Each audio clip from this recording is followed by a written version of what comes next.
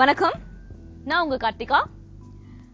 நம்ம நேத்து செஷன்ல ஒருத்தங்க ஹக் பண்ண வரும்போது எப்படி டிஃபெண்ட் பண்றது அப்படின்னு சொல்லிட்டு பார்த்தோம்.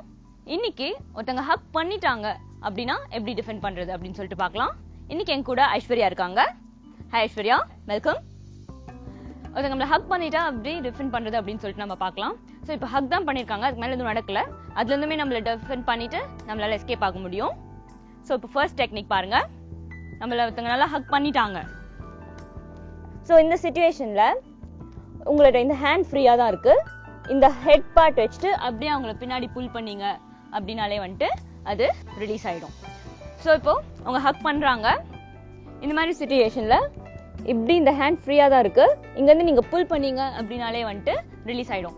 இதுவே ஒரு கைஸ்க்கா இருந்தாலுமே வந்துட்டு உங்க ஹேண்டை வந்து நீங்க இந்த மாதிரி இந்த பொசிஷன்ல வச்சு அவங்க ஹேரை இங்க இருக்கிறது இந்த பொசிஷன்ல இந்த ஒரு லைட் புல் கொடுத்தீங்க அப்படின்னாலே வந்துட்டு யாரா இருந்தாலும் அவங்க முடி வந்து அவங்க தலையை ஒட்டி தான் இருக்கும், கரெக்டா?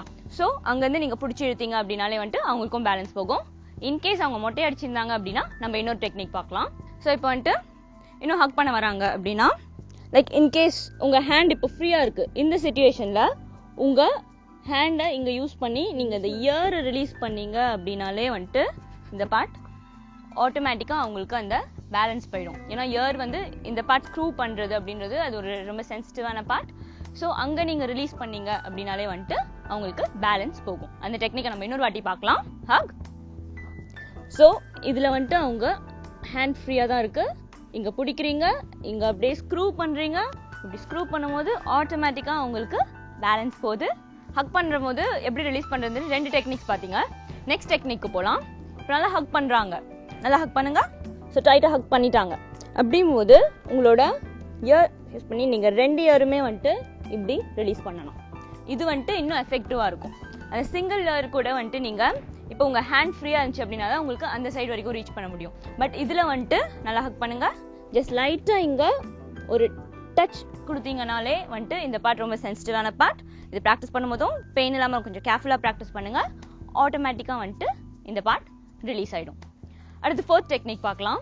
இப்போ ஒருத்தவங்க உங்களை ஹக் பண்ண வராங்க, ஆல்மோஸ்ட் நீங்க கொஞ்சம் அப்படியே ரியலைஸ் பண்ணிட்டீங்க அப்படின்ற போது இங்க ஜஸ்ட் உங்க ஹெட்டை வச்சு அடிச்சீங்க அப்படின்னாலே வந்துட்டு அது ரொம்ப எஃபெக்டிவ்.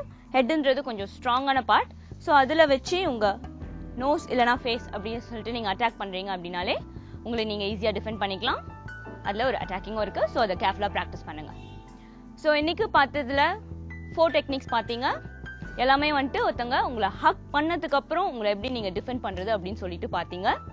இன்னும் சில டெக்னிக்ஸோட நாளைக்கு செஷன்ல பார்க்கலாம். நன்றி, வணக்கம்.